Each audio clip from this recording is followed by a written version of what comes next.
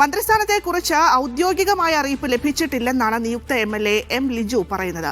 ഇന്ന് വൈകുന്നേരത്തോടെ പ്രഖ്യാപനം ഉണ്ടാകും. ലഭിക്കുന്ന വകുപ്പിനോട് നീതി പൂർണ്ണമായും പുലർത്തും. അഴിമതിരഹിതമായി സത്യസന്ധമായി എല്ലാം കൈകാര്യം ചെയ്യുമെന്നും മുൻപുണ്ടായിരുന്ന മികച്ച കാര്യങ്ങൾ നിലനിർത്തുമെന്നും M. ലിജു പറഞ്ഞു. പാർട്ടിയിൽ നിന്നും അനൗദ്യോഗികമായ ചില കമ്മ്യൂണിക്കേഷൻസ് ഉണ്ടായെങ്കിലും അന്തിമമായ ഒരു അറിയിപ്പ് ഇതുവരെ ലഭിച്ചിട്ടില്ല. കേരള നിയമസഭാംഗമായത് തന്നെ ഒരു പൊതുപ്രവർത്തകനെ സംബന്ധിച്ച് അഭിമാനകരമായ ഒരു മുഹൂർത്തമാണ്. അപ്പോൾ അതോടൊപ്പം മന്ത്രിസഭയിൽ കൂടി അവസരം ലഭിച്ചാൽ അത് കേരള സമൂഹത്തിന് ഭാവി കേരളത്തെ ഒരു സൃഷ്ടിക്കാനുള്ള UDFൻ്റെ ഒരു യാത്രയിൽ പങ്കാളിയാകുന്നത് നേരത്തെ പറഞ്ഞതുപോലെ സന്തോഷവും അഭിമാനവും പകരുന്ന ഒന്നാണ്. ജനപ്രതിനിധി എന്ന നിലയിൽ തീർച്ചയായിട്ടും എൻ്റെ ഉത്തരവാദിത്തം കായംകുളം നിയമസഭാ മണ്ഡലത്തോട് പരിപൂർണമായും നിറവേറ്റണമെന്നുള്ളതാണ് എൻ്റെ താല്പര്യം.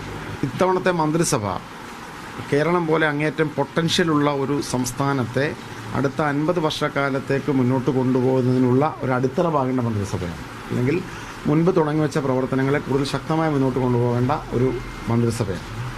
തീർച്ചയായിട്ടും ഒരു ലഭിക്കുന്ന വകുപ്പിനോട് പരിപൂർണമായി നീതി പുലർത്തും, പുതുമയാർന്ന, അതോടൊപ്പം ഞാൻ നേരത്തെ പറഞ്ഞതുപോലെ ഏറ്റവും സാധാരണക്കാരായ മനുഷ്യരുടെ ജീവിതത്തിൽ പുരോഗതി ഉണ്ടാക്കുന്ന തരത്തിൽ, ചെറുപ്പക്കാരുടെയും മറ്റ് എല്ലാ ജനവിഭാഗങ്ങളുടെയും ജീവിതത്തിൽ പുരോഗതി ഉണ്ടാക്കുന്ന തരത്തിലുള്ള നയരൂപീകരണം നടത്തണമെന്നുള്ളതാണ് ഞാൻ ആഗ്രഹിക്കുന്നത്.